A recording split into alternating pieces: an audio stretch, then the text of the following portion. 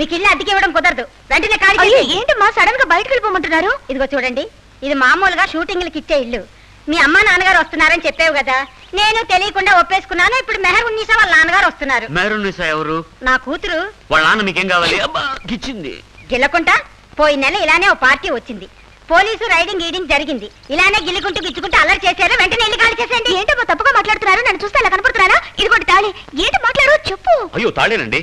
ఇప్పటికైనా నమ్ముతారా? సరే, మొగుడు పెళ్ళాలు అంటున్నారు, తాళి కూడా చూపించారని ఒప్పుకుంటున్నాను. నేను 13, 14, 15 నాగూర్ దర్గాకు వెళ్తున్నాను. 16వ తారీఖున వస్తాను.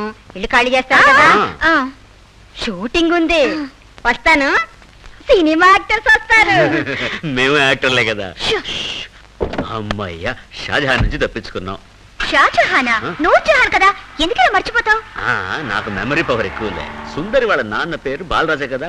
బాలరాజు, బాలమంత్రి, బాలయోగి. ఇది స్పీకర్ పేరు బాలనాగమ్మ. ఇది సినిమా కదా. బాలయ్య, బాలకృష్ణ, బాలచంద్ర, బాలమురళీ కృష్ణ, ఎస్పి బాలసుబ్రహ్మణ్యం. సుబ్రహ్మణ్యం మర్చిపోకు. సుబ్రహ్మణ్యం